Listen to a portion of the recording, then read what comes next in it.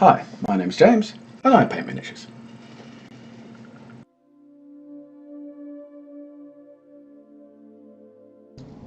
This is Spoon 37 Minis.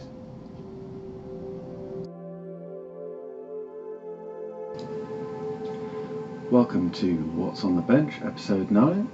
Here we're going to be layering some army painted pure red on this metal Tyranid Hive Tyrant.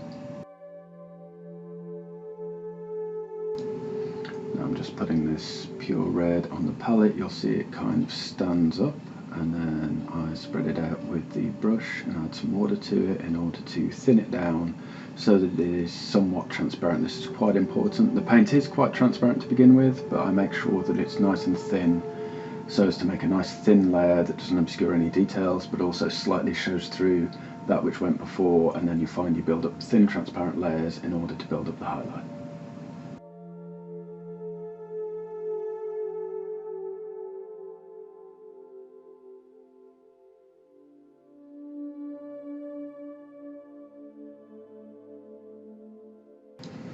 Now, as we start painting, the idea is to build on what's already gone before. So I've used a base coat of Mephiston Red, an Army Painter Strong Tone wash, and then I've dry brushed the whole thing with more Mephiston Red, and that shows me the recesses are now dark and the raised surfaces now have the base colour on them. And so I'm going to the raised surfaces that already have that Mephiston Red on them and just working towards the peak of the raised surfaces, but also any upper surfaces, the tips of these things around the hooves, and anything else that just seems to be towards the top or raised in such a way that it needs highlighting.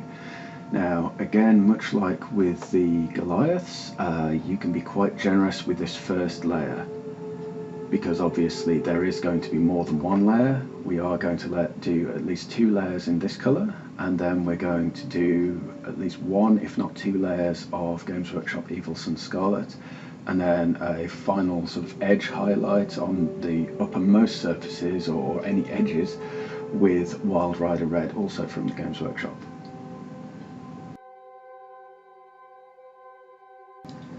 Now, as you can probably tell, this is much more detailed work than the previous coats that have used fairly large brushes to achieve their effect so far. So for this I'm actually using a very old Games Workshop brush from the 1990s, back when they used to paint them red, and it's called a detail brush. The modern equivalent of this is actually the S layer brush, which has a nice small tip but can still hold a fair amount of paint.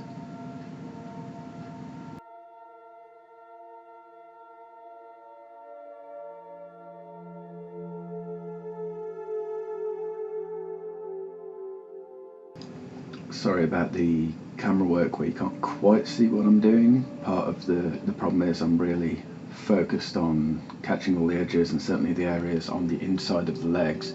The opposite leg is in the way, and sometimes I'm having to just put the brush kind of across where the camera is looking, just so that I can get the paint in the right places where it needs to be. So I'm having to give priority to the painting rather than the camera work, because, you know, I'm a painter, not a cameraman.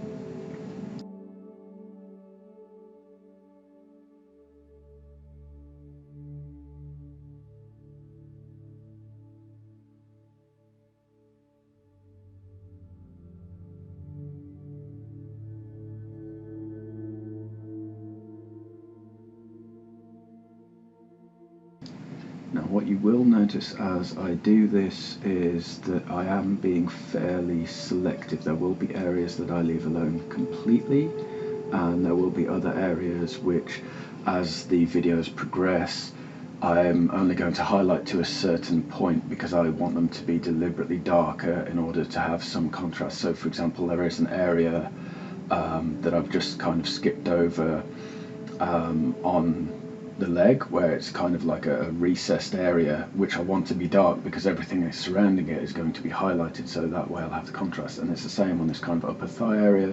I'm trying to highlight anything that looks like a bulging muscle or a raised surface, and I'll just briefly highlight the kind of webbing that leads to the kind of I don't know, groin area, like here. But I won't be highlighting that webbing very much, whereas the muscles will probably take a fair bit of highlighting just to their peaks, and then that'll be it for those.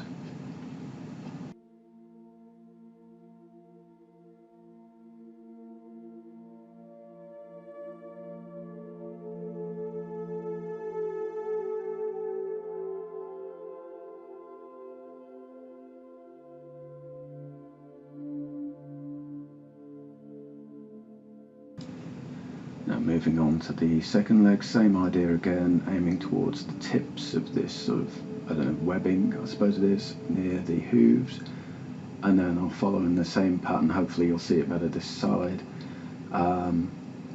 Just trying to reach anywhere that is already a little highlighted and highlighting it a bit further each time, and that way as you build up the layers you get more and more of a highlight as you go along.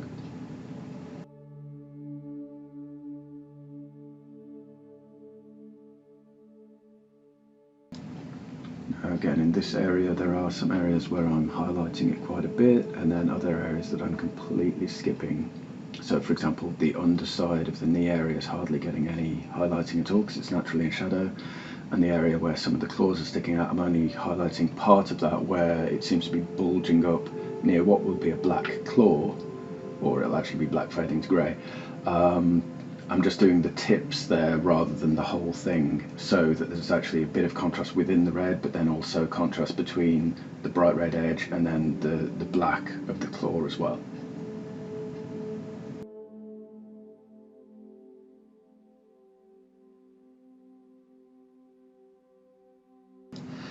Now this small brush does not hold an awful lot of paint, so I am, as you'll see, going back to the palette fairly often. So you might think that's excessive if you know, particularly if you use a brush that can hold rather more paint but still has a fine tip. But for this kind of brush, an inexpensive detail brush, it's actually very necessary to have the paint watered down and keep going back to the palette rather than try and load up the brush with too much and then be painting too much in any given area.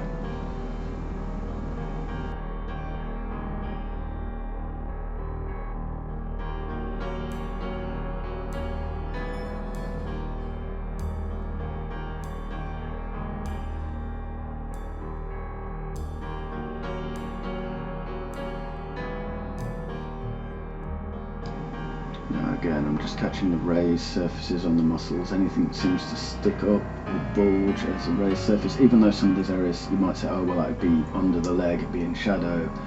If a muscle's actually bunched up, it's still going to look brighter than the surrounding area up to a point. So I am just highlighting those areas so that there is not only contrast but also a kind of natural looking highlight.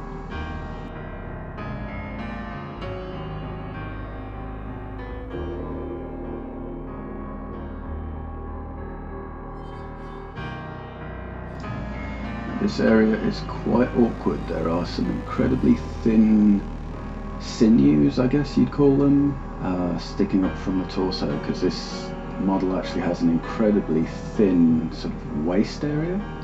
It's actually a stalk that the upper torso glues onto, but the sides of it have these very thin lines, and I'm just trying to highlight them in such a way that the lower half is dark and the upper half is lighter. Again, this will partly contrast with the surrounding area, but it's also a kind of natural look that the light would catch it more at the top than the bottom. Obviously, the overhang of the chest does mean there's a limit to that, so maybe you shouldn't highlight it all the way to the top. I have, but I think it'll look okay.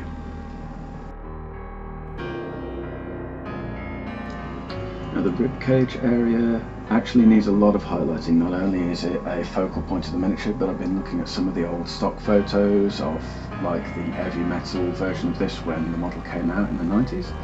And the chest area seems to have taken an awful lot of highlighting no matter what colour scheme it was done in. So I'm going for kind of the same approach. So I'll take my time and I'm doing all of these edges, and any sharp lines are also being picked out. I'm also occasionally painting lines across the sort of bony plate in the middle, which I won't continue with some of the lighter colours, but at this point it's just going to make the whole thing that little bit lighter and continue some of the visual lines.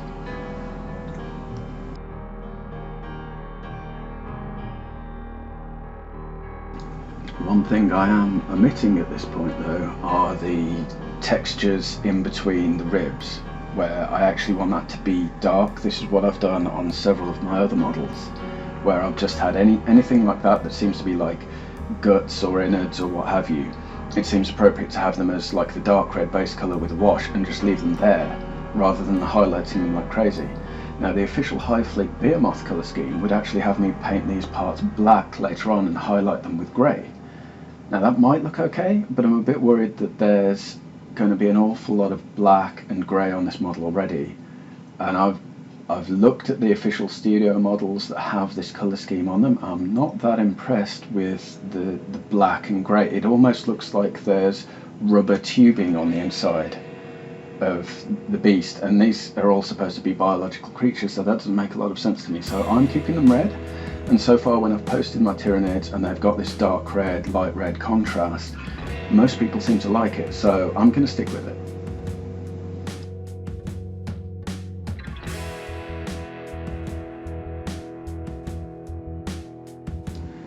Now you might wonder why I'm taking my time with these bits that are hidden under the arms. You might not be able to see them too well, but they're actually flesh hook launchers that are moulded in, and it comes to a very almost like pyramid point under the arm, so I'm taking care to have the top, bottom and side fully highlighted before I move on to the next bit, because of course even back in second edition flesh hooks were an option for this model, so they decided to mould it in with kind of all options, if you will, and you could pretty much build it however you wanted. Now as for the actual arm bits here, I wasn't sure if I should highlight these, because understandably I'm going to glue arms onto these bits later, and I might just be putting like an arm socket over this and you may never see it, but I decided in the end I'd rather have it in case it is visible, properly highlighted, and then if it's not visible, oh well. If it is visible, then I don't have to go in and correct it after gluing it together.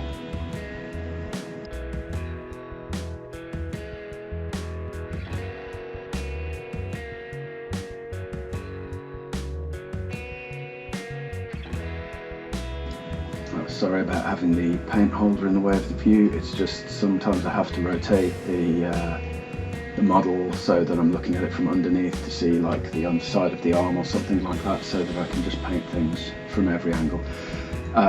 It's something that the paint handle lends itself to very readily, but I'm still having to get used to filming in such a way that I'm not actually obscuring the view with my fingers or the painting handle.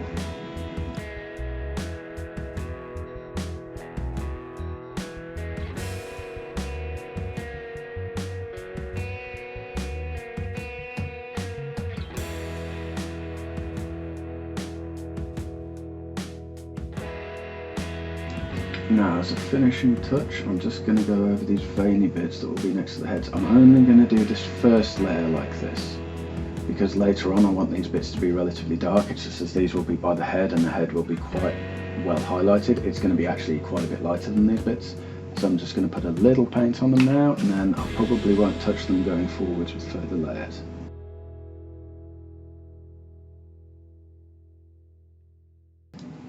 Okay, so that's the legs and torso pretty much done, and now I'm moving on to the tail. Now, in the original colour scheme, the tail was done in a completely different colour. I'm doing it in the same body colour, but my idea is not to highlight it as much, so I'm going to do the pure red, but I may just leave it with 2 coats of pure red, and then it'll be a tiny bit darker, because I'm worried that with its shape and with it curling round and coming out of the front rather than being stuck at the back of the model, it may actually take attention away from, say, the face, the torso and any other areas that you want to be a focal point. So I'm just going to keep this a bit darker, but at this stage you're actually highlighting it as per the rest of the model for now. Rather like the veiny area near the head, it's going to be highlighted at this point, but it may not go much further than that.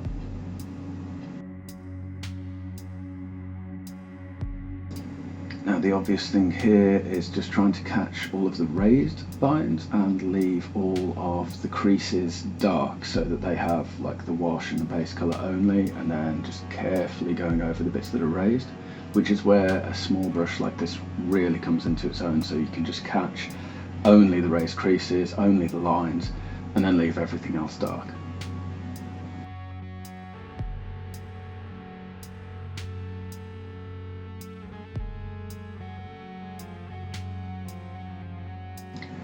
unfortunately this is one of those areas that you can't really do quicker. I mean, I suppose you could dry brush a very textured piece like this, but I don't think it would be that practical going forwards. This allows you to put paint exactly where you want it, but it is time consuming, and I do suggest that you take your time, do things slowly, put the paint in the right places. Even if, you know, you have to do a bit and stop and come back, it's still better than trying to rush through it, and by the time you get to the end of the model, it'll really show that you've put the time in to do things properly.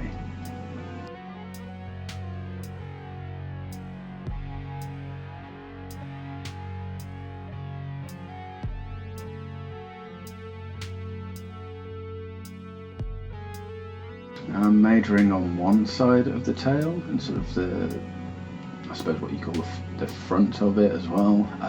Just trying to get this done from one angle, and then I'll flip it around and I'll do exactly the same thing for the other side and the other side of the ridges, and then I'll also do a little bit around the claws and teeth on the tip of the tail, just to make sure there's a little bit of shading and highlighting there, because unfortunately if you shade and highlight the whole model and then you miss a bit, unfortunately it shows up and people will notice.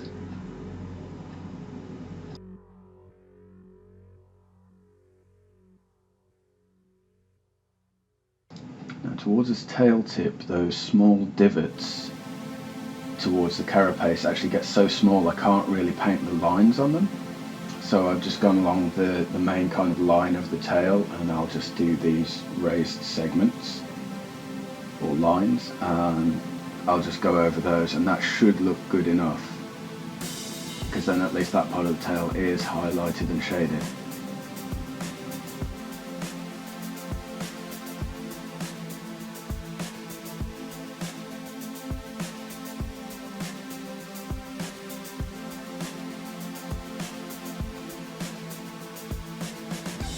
Right, so having done the first side, we're now going to do exactly the same thing on the other side. As is fairly commonplace with these old metal models, the texture on each side of the tail is actually slightly different to one another. The divots on this side are actually quite a lot bigger and go quite a bit further into the tail. Obviously the creases go around roughly the same way, it's just it does have a slightly different look on this side, and so you may need to take a slightly different approach. Obviously the creases will be painted in exactly the same manner.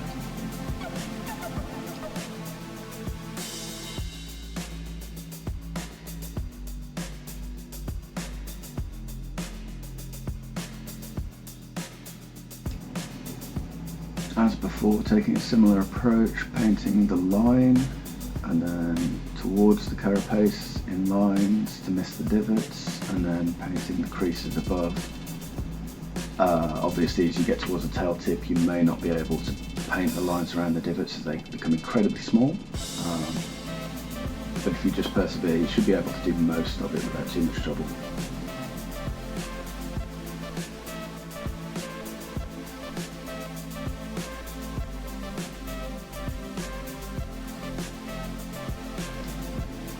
Unfortunately I am having to stabilise this a bit with my finger, because it's on a piece of wire as part of the sub-assembly idea. Unfortunately that's rather like having it attached to a spring. It does sort of bounce and wobble around if you don't hold it steady. So where my finger now is, I think it's a bit of a giveaway that the paint on that side is already dry, because my finger isn't getting paint on it. And then that just stops it wobbling around under the brush, because otherwise you try and paint the raised edge of the crease and it'd be wobbling around so much you'd be getting paint in the sort of valleys as well as the peaks, and that would be no good. It's funny actually, because I've used this wire method for a number of models and a number of pieces, and this is the only one, perhaps because the wire is curled round in a sort of almost like a question mark shape, this is the only one I've had where it really moves significantly. I did have one with the Champion of Khorne on the Juggernaut, where I painted him mounted to a piece of wire where he did wobble a little bit, but even so this piece still moves around a lot more than that one did.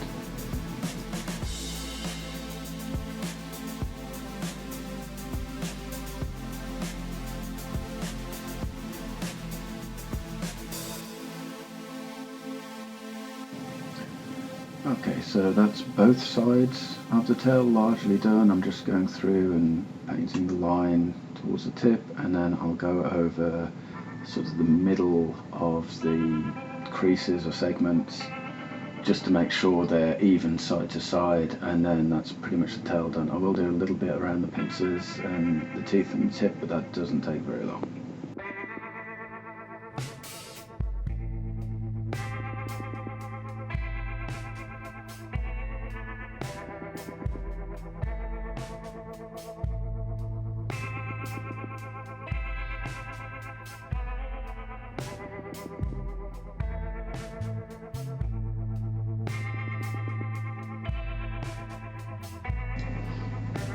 Right, now moving on to the head and face as a separate piece. Now this one you do need to take your time over. A lot of this will need to be highlighted, and I'd be quite happy if the overall colour of this were just a little lighter than the surrounding body, so that it naturally stands out and becomes a focal point. I know anything with eyes tends to be the focal point, but of course the face on this model is quite small and the eyes are extremely tiny, so you do have to take extra steps to make sure that it actually stands out with highlighting. So you'll find I'm going over pretty much every line of this, every peak. I am leaving the veins because the nearby veins will be dark, but everything else, including the little craters on the sides of the head, will get highlighted top and bottom, and then the area around the carapace on top of the head will also get highlighted quite heavily, and will continue to do so as I go forward with lighter and lighter colours, so that there's that contrast between the top of the head and the dark carapace,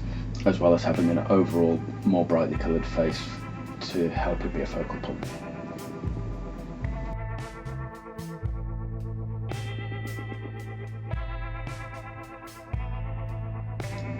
Now, as this is the first layer, you don't actually have to be super selective. You can be painting quite a lot of the area, even as you see here underneath the head where it's naturally somewhat in shadow. I'm still going to do areas around the chin, the underside of the head, etc., just to make sure there is some kind of shading and highlighting going on from all angles.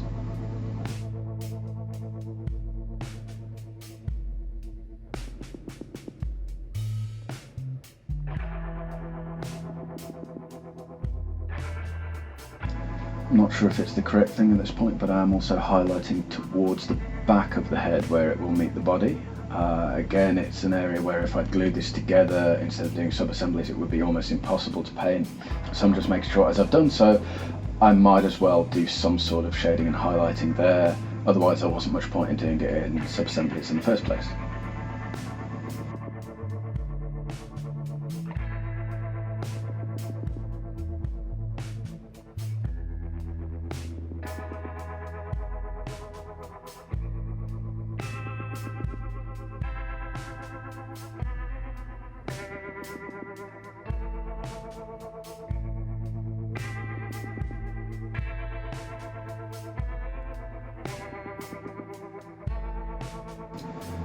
Moving on to the sword arm.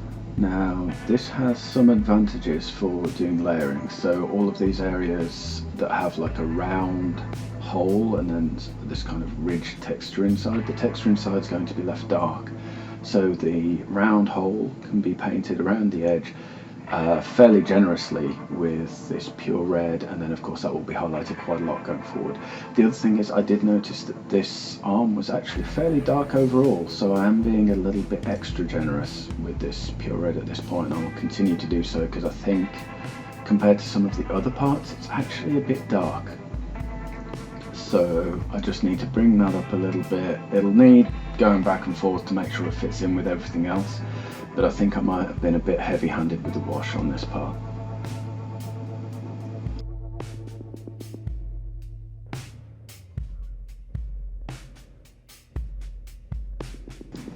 Now you might think I'm a bit weird for highlighting underneath the arm, but because this arm is actually somewhat raised up, even if you were looking at the model from the front, you'd actually see the underarm, and as it has raised details, I'm actually going to highlight them still. Perhaps I won't go to quite the extreme on highlighting them that I would on the upper surfaces when I go forwards and do lighter colours, that is. but at this stage it seems worth just putting a little bit of highlighting on for a part that you can actually see on the model.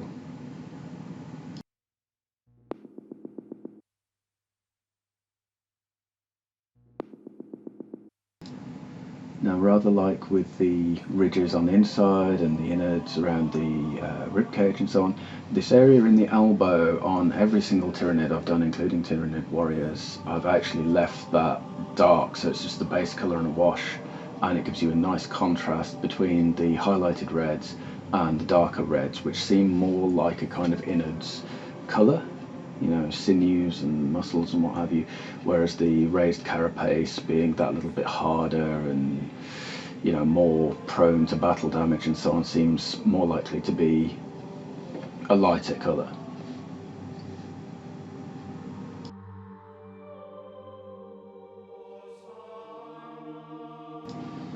I'm struggling a bit because I'm finding on this area there are a lot of lines that you perhaps can't see that well in the base colour, but once you've got the wash on, suddenly there's all kinds of lines on the flesh here, and I'm just essentially following them all with the brush. So there's just an area heading towards the elbow that will be dark, and then everything else surrounding it is going to be pretty light. Again, this will help with the overall darkness of this arm. It will make it all a bit lighter, but at the same time it does mean there's an awful lot of parts that need highlighting and just running a small brush along the lines with this slightly lighter red colour.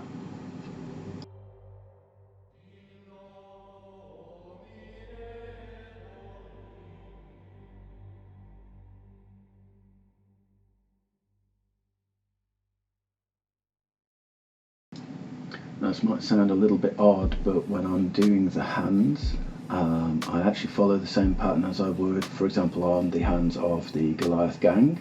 I know I'm painting in reds rather than normal flesh colours, but the principle is the same. The knuckles stick out and tend to get highlighted, the raised sides of the hands, the fingers, etc. get highlighted, and then these also have these kind of circular or oval cutouts which also you highlight the edges of. And obviously any knuckles and any bits where it's about to meet the claws needs to be highlighted, and any areas where it's sort of raised or bunched up also needs highlighting. So it's literally the same principle, we're just painting reds instead of flesh colours.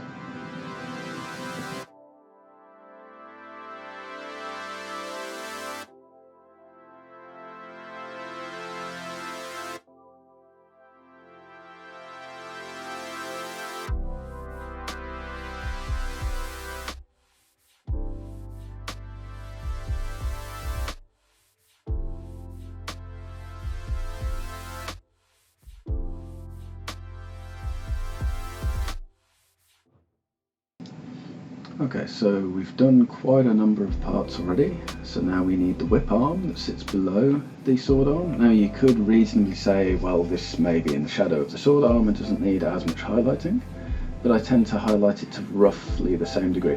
This isn't starting quite as dark though. As I say, I think I went a bit heavy with the wash on the sword arm. I think I did actually mention that in the video where I applied the wash. That was What's on the Bench episode 7. And this one therefore doesn't actually need to go quite as overboard on the highlighting, but I still need to do all of these raised areas. The top of the arm where it's just this round surface needs fairly generous highlighting, and then all of the raised surfaces, the edges of these sort of oval cutouts and so on need highlighting, just as before with the previous arm really.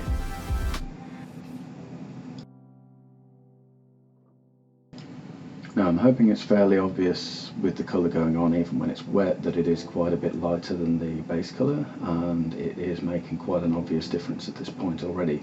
Much like with the Goliaths I showed in What's on the Bench episode 8, you could leave it with just one highlight layer and it still makes a difference. I will show you pictures at the end to show how much of a difference it makes.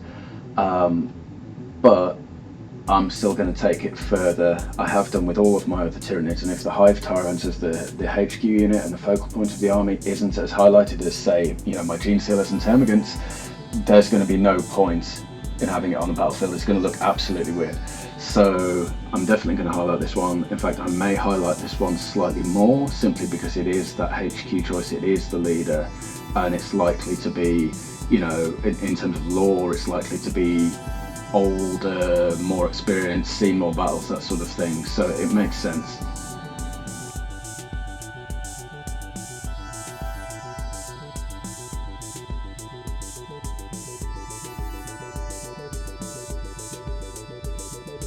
I'm hoping you can see on this forearm we're actually ending up with the effect I'm aiming for overall, where the raised surface on the arm is very highlighted around this oval cutout, but then as it heads towards the wrist it gets darker and darker and darker, and in theory that's kind of what we're aiming for. Admittedly, the highlights will go a little further than this when it's done, but that contrast between the light and dark whilst it's still all shades of red actually makes for that amazing red colour, which has actually led to a lot of positive comments on Instagram from people, you know, saying, oh wow, that red, how did you do that? Well, this is exactly how I do that.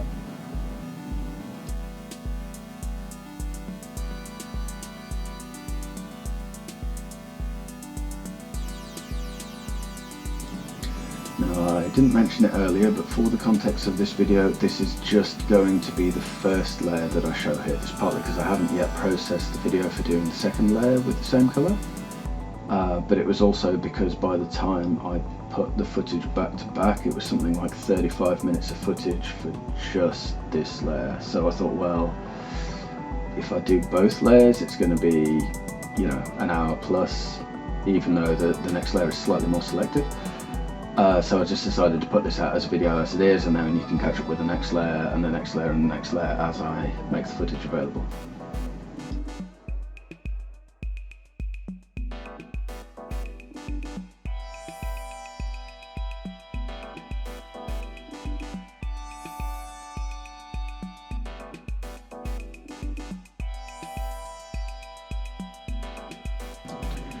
Now, if it hasn't been obvious so far, I'm completely ignoring the areas that won't be red.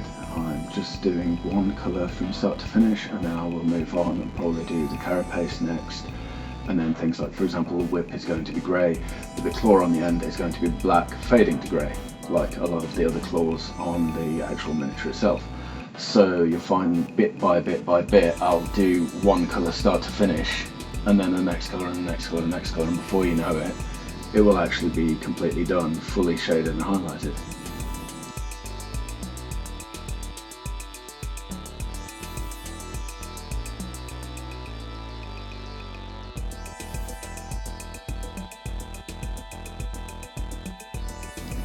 Right, so that just leaves the two gun arms. I love the way this is sculpted with two arms holding the gun, one above and one underneath, giving a real impression of the size and weight of this gun, which is actually about 3 times the length of a termagant. So just highlighting again around the cutout areas, the raised tip of the elbow, and even doing a little bit under the arm as well, much like before, because it will show if you look at the model from the front and back, and certainly if you look at it from underneath. But I may not highlight those terribly crazy going forwards, or not going quite so far with the lighter colours. But certainly with this colour, definitely making a point of highlighting every raised surface I can.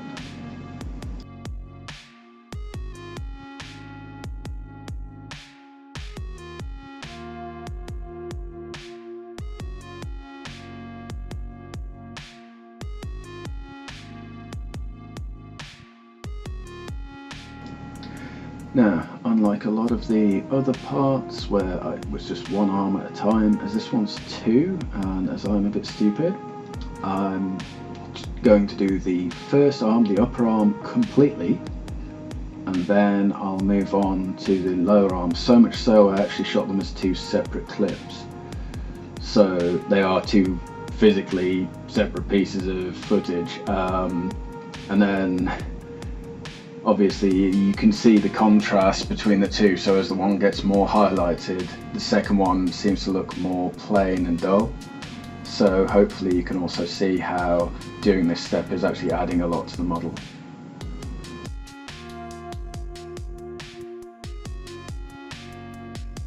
Now, I might seem to be taking my time a bit excessively here, but there are a lot more lines and moulded in details on the inside of this forearm, particularly near the gun, than I actually thought there were. So there's actually quite a lot more work to do on this than I thought at first. So I'm just taking my time, making sure every raised surface, every line, every ridge actually has some highlighting on it, which turns out to be a lot more than I thought it would be.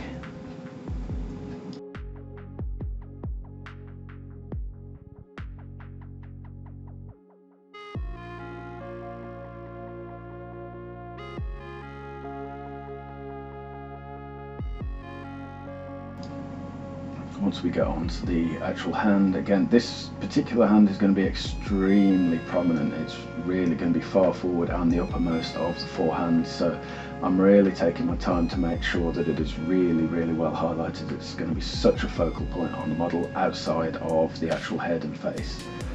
So again, you might find this a little slow, and I'm finding it a little awkward with this block of wood to sort of turn it around to get every angle, but I am just taking my time to make sure it's actually right at this stage, and then the next stage, if I take the same approach and the next and the next, it should look rather good and it should be sufficiently highlighted to stand out.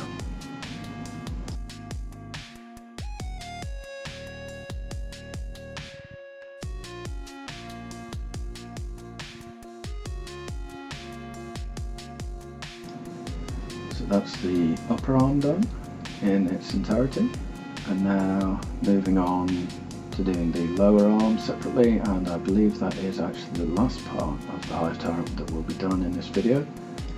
And then in the next video coming up, which I think will be what's on the bench 11, I think, because I'll do one with the Goliath first, so that'll be 10, and then 11 will be doing the next layer on this one, which will be the next layer in the same colour, and possibly the next colour up, which will be Evil Sun Scarlet by the Games Workshop.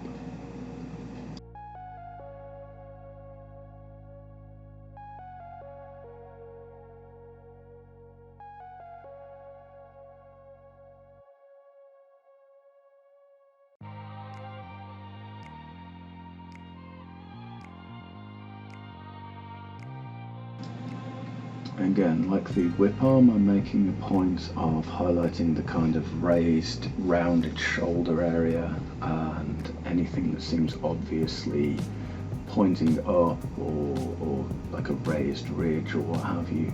Just anywhere that I think might catch the light or be particularly visible from the front or above the model. I am doing the underarm slightly at this stage, but that probably won't be continued quite so much going forwards.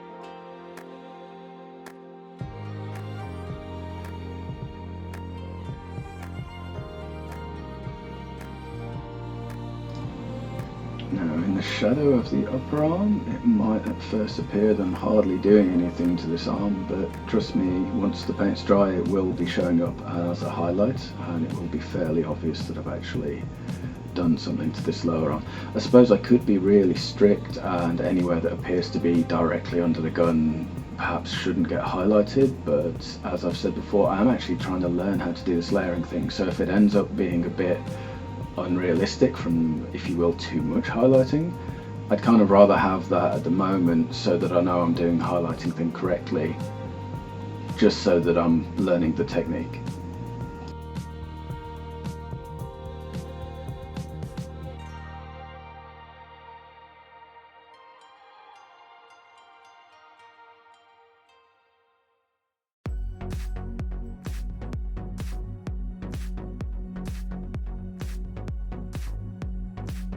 Oh, sorry about this again with the block of wood and the fingers, it's just the angle I'm having to paint it. I am trying to work on doing that a bit better. You see, I very quickly flip it round and show it to the camera.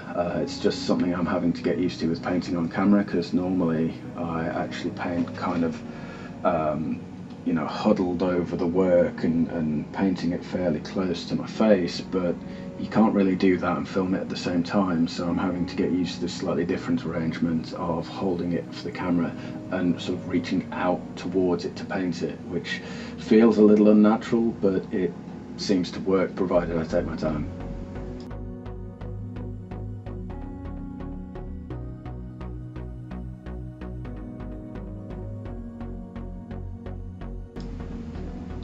Okay, so now that that's done, I'm going to show you a little comparison between how it started out, where it's just been dry brushed. I think I've used this as a thumbnail before for one of my videos. This is after the base coat wash and dry brushing, so you can see it is a little bit shaded and highlighted.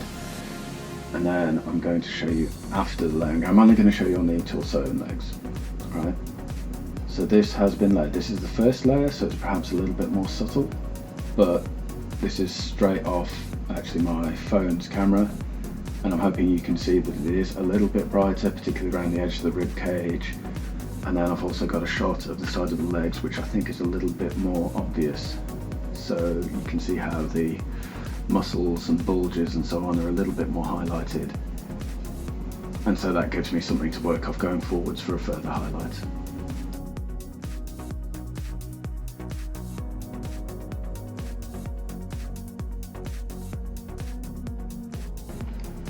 Right, if you enjoyed that, hit like, hit subscribe, hit the little bell-shaped icon once you've hit subscribe so you get notifications about when the next video will be out. I hope that will be soon.